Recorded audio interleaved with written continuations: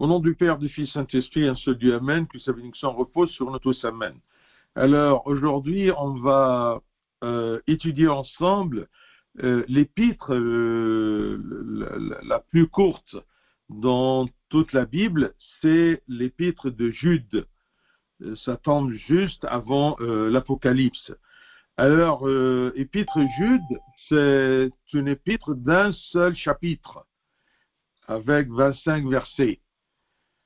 Alors, aujourd'hui, on va commencer une introduction en prenant le premier et le deuxième verset, tout simplement. Alors, on lit ensemble, épître de l'apôtre Jude. Jude, serviteur de Jésus-Christ et frère de Jacques, à ceux qui ont été appelés, qui sont aimés en Dieu le Père et gardés pour Jésus-Christ. Que la miséricorde, la paix et la charité vous soient multipliées. Gloire à notre Dieu éternellement. Amen. Alors, qui est ce Jude? Jude ou Judas? Ça se prononce aussi Judas. Alors, Jude ou Judas, sûrement ce n'est pas Judas l'Iscariote, le traître qui a livré le Christ aux Juifs et à la crucifixion, mais Jude est, comme c'est écrit, il est fils d'Alphée. Alors, il est le frère de Jacques. Jacques qui est le cousin du Christ. Donc, Jude est aussi le cousin du Christ. Et donc, appelé le frère du Seigneur. Car le cousin dans la société juive est considéré comme frère. Et c'est ça ce qui nous explique, est-ce que Jésus-Christ, selon l'humanité, est-ce qu'il avait des frères? Est-ce que la Sainte Vierge Marie a eu autre enfant que le Christ? Bien sûr, non. Il y a des gens qui sont contre cette idée-là en prenant Matthieu 13, 55, je cite, « N'est-ce pas le fils du charpentier, n'est-ce pas Marie qui est sa mère, Jacques, Joseph, Simon, Jude, ne sont-ils pas ses frères ?» Donc, on comprend bien que Jacques, Joseph, Simon et Jude sont les cousins du Christ, mais dans la société juive est considéré les cousins comme frères. Mais ce ne sont pas des frères. Donc, le Christ n'a jamais eu des frères au vrai sens du mot. Donc, il est le frère de Jacques, Judas, ou ce Judas, l'apôtre Jude, d'accord, qui a écrit cet épître-là. Donc, il est le frère de Jacques, qui était aussi l'évêque de Jérusalem et chef du premier Saint-Synode de l'Église chrétienne. C'est ce qu'on trouve dans Actes chapitre 15, verset 13.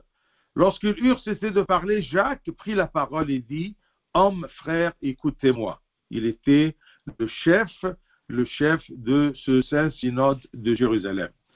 Donc, ce Jacques aussi, le frère de Judas, de Jude, il est aussi l'auteur de l'épître de Saint Jacques. En raison de la renommée de Jacques, bien sûr, nous constatons que Judas, l'auteur de la lettre, s'attribue toujours à lui. Je suis le frère de Jacques. Il est l'un des 12 disciples et il a prêché en Palestine, dans les pays arabes, en Irak et en Perse. C'est ça, notre apôtre Jude. Alors, cet épître-là est adressé à qui? Tant qu'il n'est pas adressé à un personnage précis ou à une communauté précise, donc c'est une épître qui fait partie de ce qu'on appelle le Casulicon, les lettres de Casulicon, c'est-à-dire les lettres universelles. Alors, elle est écrite pour les croyants du monde entier, qu'ils soient d'origine juive ou d'origine païenne. C'est une lettre, comme je viens de dire, une lettre du Casulicon, de ce qui est universel, ce qui est pour tout le monde, et parce qu'elle n'est pas adressée ni à une personne, ni à une communauté en particulier. Elle est écrite aux alentours de quelle année? Eh bien, sûrement, elle était écrite avant la destruction de Jérusalem. et à une époque proche de l'époque de la rédaction de la deuxième épître de Saint Pierre, si vous vous rappelez, on vient de la terminer, en raison de la similitude de leur discours sur les faux enseignants qui se situaient approximativement vers l'année 68 après Jésus-Christ. La lettre, sûrement, elle était écrite avant la destruction de Jérusalem, qui était dans l'année 70. Donc, elle est écrite entre 68 et 70. Avant la destruction de Jérusalem, la destruction du temple, qui a eu lieu dans l'année 70 après Jésus-Christ. Et pourquoi on dit qu'elle est écrite avant 70? Parce que si c'était écrit après 70, l'apôtre aurait évoqué la destruction du temple comme exemple du jugement des méchants. Mais puisqu'il n'a pas cité, alors sûrement c'était avant 70. Et on dit, vers 68, la même date de l'épître deuxième épître de Saint Jacques. Où elle était écrite? Judas ou Jude, le frère de Jacques, le fils d'Alphée, eh bien, il était où quand il a écrit ceci? Eh bien, les pères n'ont pas précisé exactement où elle était écrite, mais elle a été écrite principalement et normalement dans les pays où il a vécu, Judas, c'est-à-dire en Perse. C'est ça où il a pratiqué son apostolat, son service. Et aussi, il a terminé sa vie là, en Perse. Alors, c'est pour cela qu'on dit sûrement, il a écrit cette lettre-là en Perse. Cette épître, elle traite quel sujet? Tout ce qu'on fait maintenant, c'est une introduction. Alors, elle parlait à propos des faux enseignants, leurs caractéristiques et leurs punitions. Deuxièmement, elle va nous parler à propos des doctrines de base, telles que la Sainte Trinité, le second avènement du Christ.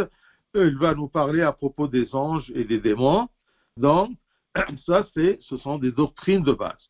Le troisième sujet qu'elle va traiter, c'est l'Église et la foi transmise par les saints pères de l'Église. Donc, les faux enseignants, leurs caractéristiques et leurs punitions, doctrine de base, Sainte Trinité, second avènement, les anges, les démons, et troisième sujet, c'est l'Église et la foi transmise par les saints. Parce que la foi transmise, cet héritage est le baisement de l'Église, le corps du Christ. Il y a une petite remarque, c'est que ce message est unique de cette épître de Saint Jude en ce qu'elle mentionne des sujets qui n'ont pas été mentionnés dans aucun autre livre. Comme par exemple, elle va citer la dispute entre l'archange Michel et Satan au sujet de la révélation ou la découverte du corps du prophète Moïse. On n'a jamais, dans aucun texte, on a entendu parler à propos de cette dispute, entre guillemets, entre l'archange Michel et Satan. Et ensuite, il nous a parlé aussi à propos d'une prophétie d'un des prophètes, la prophétie d'Enoch, de Achnouch en arabe. Alors, on va voir ceci. Cette épître-là est divisée en plusieurs sections, principalement en 4 sections. Premièrement, du verset 1 à 7, il nous parle à propos de la déviation de la foi et des exemples de cette déviation de la foi. Quand la foi n'est pas droite, mais elle est un peu déformée. Deuxième section, versets 8 à 13, ce sont les caractéristiques des faux enseignants et vous allez voir que c'est à peu près la même chose que dans l'épître de deuxième épître de Saint-Pierre. Troisième section, ce sera du verset 14 à 19. Regardez, les sections, ce sont des versets, parce que comme je vous ai dit, c'est une épître d'un seul chapitre de 25 versets. Alors, troisième section, c'est des prophéties sur les faux enseignants. C'est-à-dire qu'on savait qu'il y aura des faux enseignants depuis les anciens prophéties. Et ça, c'est du verset 14 à 19. Ensuite, quatrième section, la finale, c'est du verset 20 à 25. Ça sera les fondements de la vie spirituelle, quelques piliers de la vie spirituelle. Donc, déviation de la foi, caractéristiques des faux enseignants, prophétie sur les faux enseignants, fondement de la vie spirituelle. Alors, commençons aujourd'hui, on va prendre l'introduction de cette épître qui commence par des salutations, comme on a lu, versets 1 et 2. Jude, serviteur du Jésus-Christ, et frère de Jacques, à ceux qui ont été appelés, qui sont aimés en Dieu le Père et gardés pour Jésus-Christ. Dans ce verset d'introduction, il y a beaucoup de choses à apprendre et on va voir ensemble. Alors, j'ai oublié de vous dire que Judas ou Jude, le prénom lui-même, a un sens littéraire, cela signifie louange ou remerciement. Jude, c'est louange ou remerciement. Alors, vous voyez, avec humilité, Judas ou Jude n'a pas mentionné qu'il était le frère du Seigneur, le cousin du Seigneur, c'est-à-dire, oui, le cousin, comme Jacques, mais il a dit de lui-même qu'il était un serviteur. Et attention, dans la traduction, chaque fois, quand c'est serviteur dans le langage français, le vocabulaire français, eh bien, dans les autres traductions, comme l'arabe par exemple, c'est esclave du Seigneur. Alors, il n'a pas dit que je suis le cousin du Christ, mais il a dit que frère de Jacques, mais serviteur de Jésus, Christ, et la traduction plus précise, c'est esclave du Jésus-Christ.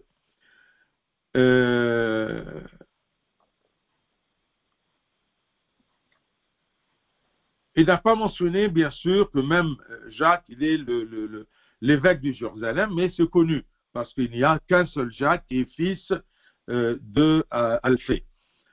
Il est allé trop loin dans son humilité pour cacher son statut et sa dignité, qui est le cousin du Christ et le frère de Jacques, qui est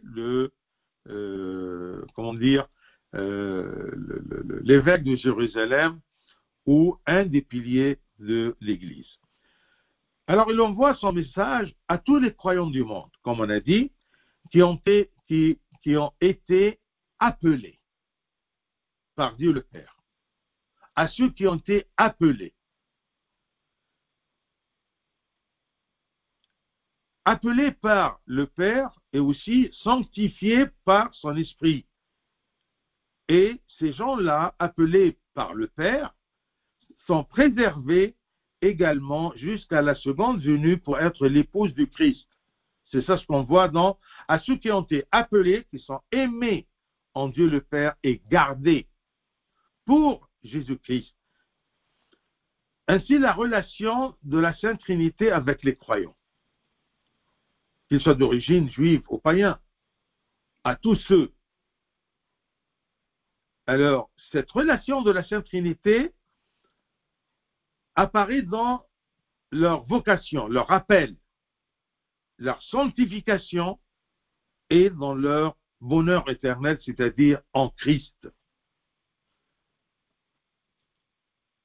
C'est ça ce que la Trinité fait vis-à-vis de l'homme.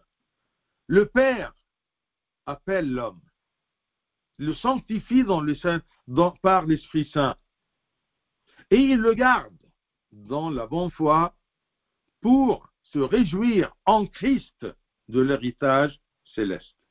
C'est ça le rôle de la Trinité vis-à-vis de l'homme. Et je veux bien souligner ce serviteur du Christ, esclave du Christ. Bien sûr, serviteur n'est pas très précis parce que le serviteur, il peut prendre un salaire, mais l'esclave, il se livre complètement à son maître. Et le sens de servir le Christ comme esclave est beaucoup plus précis. Alors, beaucoup de parents du Christ n'ont pas cru en lui. C'est pour cela que Jude n'était pas très intéressé comme parent du Christ, le cousin du Christ, parce que ce n'était pas quelque chose d'important pour celui qui se sent esclave du Christ, serviteur du Christ. La parenté physique n'est pas très importante, malgré que nous, parfois, on veut se flatter en citant nos grands-parents et tout ça. Mais l'humilité du serviteur d'esclave du Christ, il se base toujours sur la servitude au Christ, non pas à la parenté au Christ. Je ne me flatte pas que je suis chrétien, mais je me flatte que je suis esclave du Christ. Et je veux bien vous rappeler comment les parents physiques du Christ, ils ont nié le Christ. Je vous rappelle, comme c'était écrit en Marc chapitre 3, verset 21. Imaginez-vous que c'est écrit que les parents de Jésus, ayant appris ce qui se passait, vinrent pour se saisir de lui, car ils disaient, il est hors de sens, il est fou. Imaginez-vous, des peurs des Juifs, les parents du Christ, c'est-à-dire ses cousins et ses proches, eh bien, ils disaient qu'il était hors de sens. Et dans Jean, chapitre 16, verset 5, c'est écrit, je cite, « Car ses frères non plus ne croyaient pas en lui. » Donc, ce n'est pas l'importance d'être, selon la chair, un parent du Christ, mais l'importance, c'est de croire en Christ et de devenir son esclave, son serviteur. Donc, la proximité physique ou la parenté physique n'aide pas.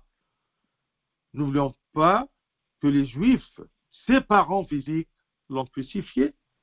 Donc, ce n'est pas quelque chose d'important de se flatter de la parenté au Christ. Non, l'importance, c'est de se flatter que je suis serviteur du Christ, esclave du Christ.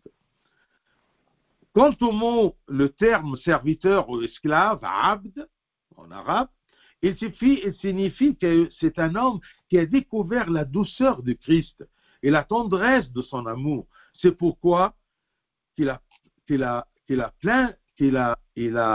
plein confiance dans tout ce qu'il fait avec le Christ.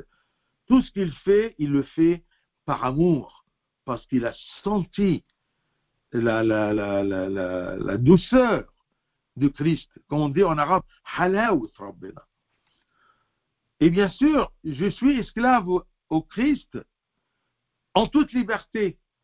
C'est pour cela que c'est écrit, fais de moi ce que tu veux, car je suis ton esclave. C'est un homme qui a senti, tout esclave du Christ, tout serviteur du Christ, il a senti la douceur du Christ, il a confiance en Christ, et il travaille avec le Christ, il suit le Christ, il vit en Christ en toute confiance, en lui disant, fais de moi ce que tu veux, car je suis ton esclave. C'est ça la différence entre esclave et serviteur. Le maître, il peut faire tout ce qu'il veut de son esclave. Imaginez-vous que c'est un esclave qui aime son maître, et un esclave qui a confiance dans son maître. Il se laisse, d'accord? Il se livre à son maître. C'est ça le sens de servir le Christ. J'ai confiance en lui parce que j'ai senti sa douceur. Je me suis rapproché de son cœur et je le connais. Donc, c'est une liberté avec laquelle je me livre au Christ et je le sers comme esclave. Donc, adorer Dieu pour ceux qui connaissent Dieu, ce sont des gens qui ont ressenti la douceur du Christ, la bonté du Christ. Adorer Dieu et être son esclave, c'est plutôt la vraie liberté. Parce qu'en Christ, nous sommes libres, malgré que nous sommes ses esclaves. Pour Jude, être un serviteur du Christ vaut mieux que d'être son frère physique, son cousin. Comme c'est écrit, selon saint Paul, au deuxième épître aux Corinthiens, chapitre 5, 16, « Ainsi, dès maintenant, nous ne connaissons personne selon la chair. Et si nous avons connu Christ selon la chair, maintenant, nous ne le connaissons plus de cette manière. » On le connaît d'une manière très profonde. Non pas tout simplement selon la chair, mais on a senti que ce Christ, Dieu incarné qui a vécu parmi nous, on ne le connaît plus de cette manière physique, mais on a senti sa divinité, on a senti sa douceur, sa plénitude, sa divinité et sa plénitude. Le Christ lui-même était considéré selon son humanité comme un serviteur du Seigneur, Seigneur le Père, dans le sens où que par sa propre volonté et sa liberté, il s'est dépouillé prenant la forme d'un serviteur pour accomplir la tâche que le Père lui a donnée, la rédemption. Donc, dans l'humanité du Christ, on a compris, on a vécu la servitude à Dieu le Père. Comme c'est écrit dans l'épître de saint Paul aux Philippiens, chapitre 2, de versets 7 à 8, qui nous montre cette servitude au Dieu le Père. C'est écrit, je cite, « Mais c'est dépouillé lui-même, le Christ, c'est dépouillé de sa gloire, en prenant une forme de serviteur, en devenant semblable aux hommes, ayant paru comme un simple homme.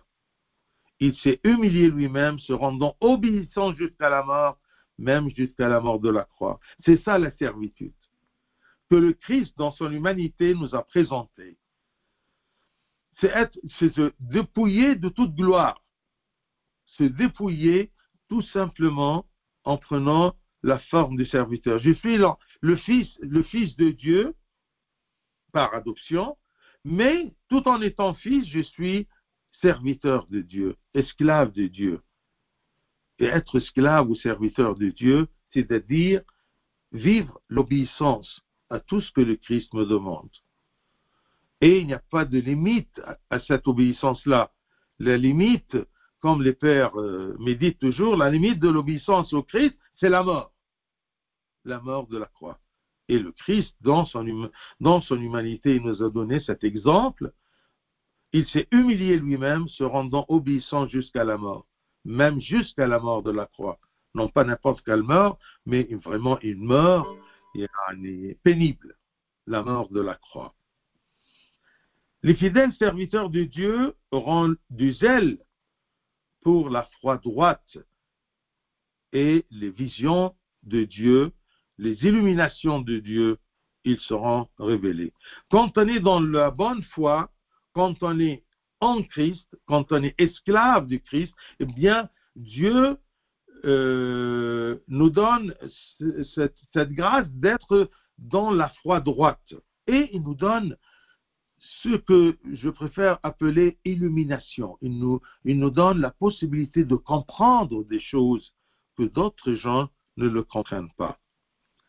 C'est pour cela que dans l'Apocalypse, premier chapitre et premier verset dans l'Apocalypse, c'est écrit « Révélation de Jésus-Christ que Dieu lui a donné pour montrer à ses serviteurs les choses qui doivent arriver bientôt. » Regardez, ces révélations-là, ces visions que Dieu donne en privilège à ses serviteurs, eh bien, ce sont les choses qui doivent arriver bientôt. Révélation de Jésus-Christ que Dieu lui a donné à Jean, pour montrer à ses serviteurs les choses qui doivent arriver bientôt et qu'il a fait connaître par l'envoi de son ange à son serviteur Jean. Donc, quand on est esclaves de Dieu, nous sommes privilégiés à avoir des visions et à être enracinés dans la foi droite, la bonne foi. Juste serviteurs de Jésus-Christ et frères de Jacques, à ceux qui ont été appelés, c'est-à-dire qui n'ont aucun crédit en cela, car Dieu les a aimés, les a appelés. Ce n'est pas nous qui venons vers Dieu, c'est Dieu qui nous appelle, c'est Dieu qui nous attire vers lui. Mais Dieu ne fait pas preuve, de favoritisme dans son appel. Tous les hommes sont appelés. Et une personne peut accepter ou rejeter l'appel de Dieu. Dieu, il veut que tous soient en lui, que tous viennent vers lui. Ils ne peuvent pas venir, l'homme ne peut pas venir tout seul vers Dieu, mais c'est lui qui l'attire, c'est lui qui l'appelle. Et l'homme est complètement libre d'accepter ou de rejeter l'appel. Et en acceptant l'appel, eh bien, même le crédit est attribué à Dieu et non à la personne, parce que c'est Dieu qui nous attire. C'est comme c'est écrit Romains 8, 30. Romains 8, 30. Et ceux qu'il a prédestinés, il les a aussi appelés. Et ceux qu'il a appelés, il les a aussi justifiés. Et ceux qu'il a justifiés, il l'a aussi glorifié. C'est Dieu qui fait tout. Mais moi, je me livre à Dieu. Je me laisse à Dieu. Qu'il fait de moi ce qu'il veut. Et tout ce qu'il veut, Dieu, est bien. Tout ce qu'il veut, Dieu, est juste. Tout ce qu'il veut, Dieu, pour moi, eh bien, c'est pour mon bien et pour mon salut et pour ma vie éternelle. Et ceux qu'il a prédestinés. Ici, ça ne veut pas dire le favoritisme, non, mais Dieu veut tous, mais pas sa préscience. Il sait ceux qui vont accepter son appel et ceux qui ne vont pas accepter son appel. Mais il leur laisse la liberté et il leur laisse la vie pour pratiquer leur liberté, même dans le refus. Il faut qu'il soit juste dans son jugement. Quand il va nous juger en nous disant « tu m'as refusé », il a la preuve que tu as vécu dans le refus de Dieu. Et ceux qui acceptent cet appel, eh bien, ils sont justifiés par Dieu et ils sont glorifiés par Dieu. Tout ce que Dieu te demande, c'est tout simplement de venir vers lui en acceptant son appel. Et c'est lui qui va nous justifier, c'est lui qui va nous glorifier. Donc, Dieu est le secret de notre sainteté et la cause de notre sainteté. Celui qui accepte Dieu et son appel, croit et se fait baptiser, le Saint-Esprit descendra sur lui pour le sanctifier et pour y demeurer et faire de lui un fils de Dieu. Ce fils de Dieu, en voyant et en vivant en Dieu, en sentant la douceur de Dieu, il devient son esclave tout en étant son fils. Par la grâce de Dieu et par la sanctification de Saint-Esprit et par la rédemption faite par Dieu le Fils. Donc nous sommes sanctifiés, c'est-à-dire consacrés. Nous sommes mis à part. Nous sommes mis à part pour Dieu le Père, par la rédemption du Christ et par la sanctification du Saint-Esprit. Regardez, c'est ça le travail de la Sainte Trinité vis-à-vis de l'homme.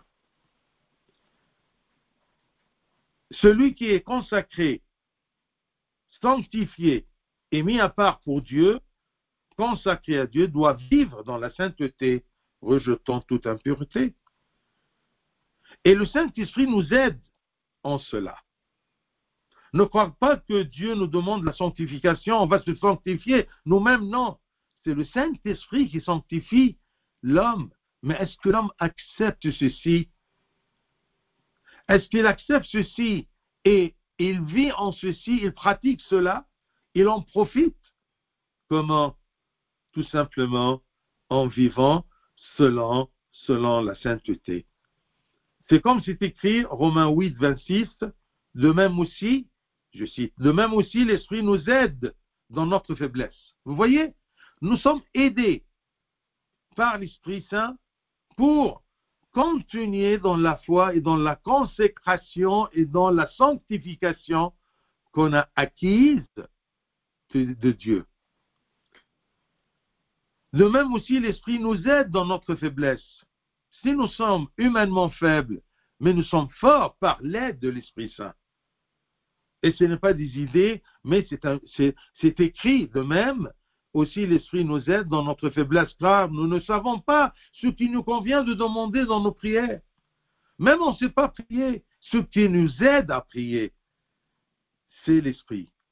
Et c'est écrit, je cite, mais l'Esprit lui-même intercède par des soupirs inexprimables. On ne peut pas préciser l'œuvre du Saint-Esprit en nous. Comment il nous aide?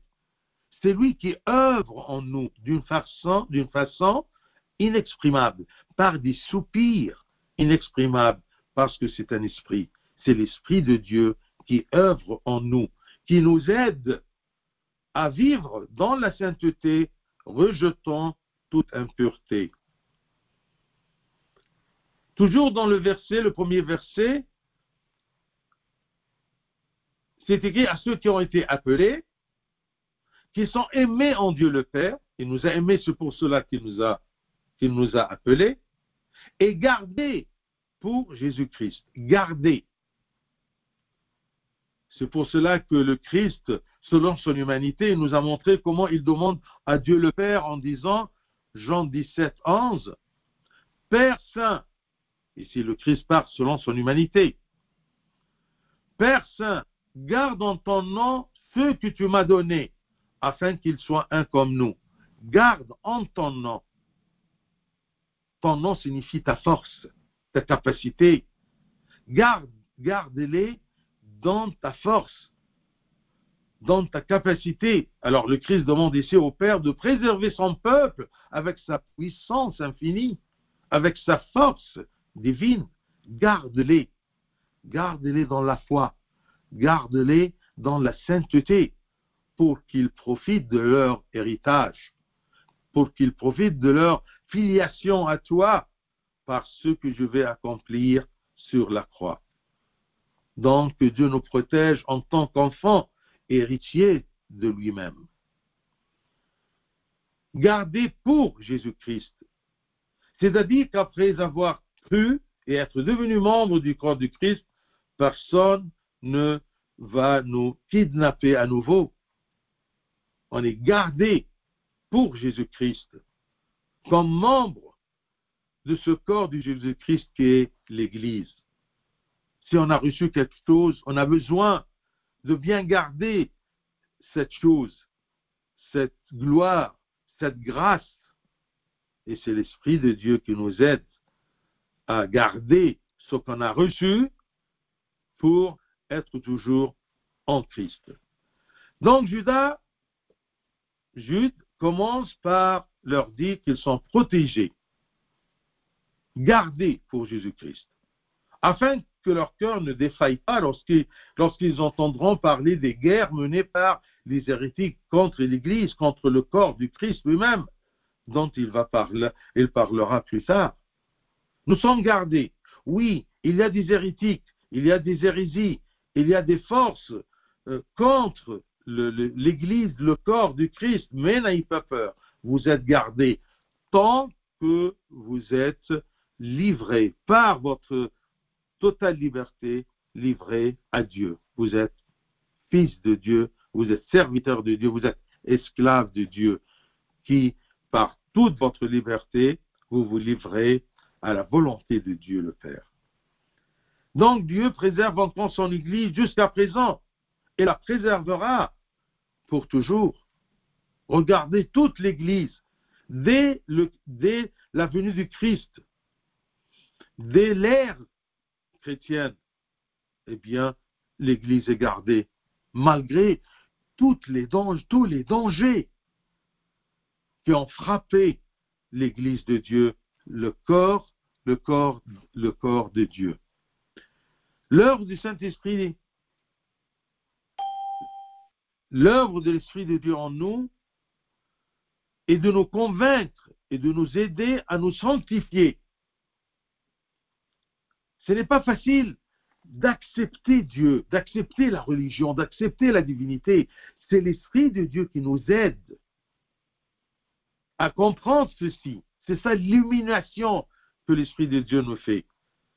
C'est Dieu qui fait tout en nous, mais laissez Dieu œuvrer en vous par son Esprit Saint et nous protéger afin que nous restions fermes en Christ. Nous sommes gardés par l'Esprit de Dieu et par la sanctification de l'Esprit Saint. Nous sommes gardés pour Jésus-Christ, pour accompagner Jésus-Christ qui va nous ramener au sein du Père. Mais on doit être en Christ pour atteindre le Père et profiter de notre héritage céleste. Verset 2. Que la miséricorde, la paix et la charité vous soient multipliées. C'est ça, la salutation chrétienne qu'on a vue même dans beaucoup d'épîtres. L'apôtre demande aux croyants, ou pour le bénéfice des croyants, la miséricorde qui leur est propre. Et non aux faux enseignants. Les faux enseignants n'ont pas cette miséricorde de Dieu, mais au contraire, d'accord, la destruction et la punition de Dieu. Donc, la miséricorde de Dieu n'est adressée qu'à ses propres enfants. Et pour les faux enseignants et leurs disciples, d'accord, ça sera la punition. La miséricorde, à tous ceux qui ont été appelés, qui sont aimés en Dieu le Père et gardés pour Jésus-Christ, que la miséricorde vous soit multipliée. Il leur demande aussi la paix. La paix pour qu'ils ne soient pas dérangés par ce que font les hérétiques. On a besoin de cette paix. Et cette paix, Dieu nous la donne, non pas parce qu'on mérite ceci, mais par sa miséricorde. Dieu est bon, il est miséricordieux. Il veut nous multiplier cette miséricorde-là pour nous. Est-ce que nous l'acceptons ou pas? C'est ça le rôle de l'homme vis-à-vis de la miséricorde de Dieu et de la paix de Dieu. Il leur demande alors la miséricorde, la paix, pour qu'ils ne soient pas dérangés par ce que font ces hérétiques. Puis, il demande aussi l'amour, comme une grâce de Dieu. Et cet amour-là aussi nous aide à ne pas condamner les hérétiques, mais plutôt les aimer, mais détester leur mal et leur hérésie. C'est ça l'amour que Dieu nous donne. Un amour plus fort que la mort. Un amour aux pécheurs, mais pas aux péchés. Dans les derniers jours, à mesure que les gens se détourneront de Dieu, ils perdront l'esprit d'amour et de paix. Regardez le monde aujourd'hui. Ils ont refusé Dieu. Ils ont refusé sa miséricorde. Alors ils ont perdu la paix et l'amour. Le monde ne s'aime pas. Les gouvernements ne s'aiment pas. Les peuples ne s'aiment pas. Les dirigeants ne s'aiment pas. C'est pour cela qu'il y a toujours des guerres. Personne ne pense à l'autre. Personne n'a pitié de l'autre. Parce qu'ils n'ont pas l'amour et n'ont pas une paix de cœur pour recevoir et pratiquer cet amour donné par Dieu. L'amour, c'est une grâce de Dieu, parce que Dieu est amour. Ceux qui n'ont pas Dieu en lui n'ont pas d'amour dans son cœur. Donc, l'esprit d'amour de paix se perd par l'augmentation des hérésies et du mal. Il n'y a pas de paix dans le monde, il n'y a pas de paix dans le cœur des gens. Comment voulez-vous faire une paix entre des peuples si les hommes eux-mêmes ne s'aiment pas? Si leur cœur n'a pas d'amour, ils ne peuvent jamais vivre la paix et il n'y aura jamais place de l'amour dans leur cœur, parce qu'il n'y a ni paix ni amour. C'est comme c'est écrit Matthieu 24, 12. Il parle à propos de ce monde qui perd l'amour. Et parce que l'iniquité ne sera accrue, la charité de plus grand nombre se refroidira. Tant qu'il y a le péché, la charité et l'amour vont se perdre. L'amour, c'est comme du feu, mais l'amour, quand il est absent, c'est comme s'il se refroidit. Un feu qui se refroidit n'a pas d'effet. Ça ne sert à rien. Alors, et parce que, verset 24 et 12, Matthieu 24 et 12, et parce que l'iniquité se sera accrue, la charité de plus grand nombre se refroidira. C'est ça, ce dont on a peur, que l'amour, la charité se refroidissent et le monde soit dans la guerre, à cause de l'iniquité, à cause du péché. Mais Dieu, dans sa miséricorde, traite ces gens-là, ces pécheurs, pour qu'ils se repentent et qu'ils retournent au Christ jusqu'au dernier jour de leur vie. Mais s'ils refusent continuellement, Dieu, si j'ose dire, ne pourra rien leur faire. Celui qui Dieu inclut dans sa miséricorde vivra dans la paix. Celui qui va accepter la miséricorde de Dieu vivra dans la paix et l'amour et supportera les épreuves des derniers jours qu'on vit aujourd'hui. Donc soyez attentifs au mal et rejetez toute pensée étrange pour être sous la parapluie de la miséricorde de Dieu, pour être dans l'amour et dans la paix que Dieu nous donne. Soyez attentifs au mal et rejetez toute pensée étrange à la bonne foi en Christ. Mais en même temps, ayez pitié des pécheurs. C'est ça l'amour. Ayez pitié des pécheurs et des innovateurs, des hérétiques, et priez pour eux. Si on demande à Dieu dans nos prières de nous éviter le mal de ces hérétiques, mais on prie pour eux, pour qu'ils se repentent, pour qu'ils se réveillent.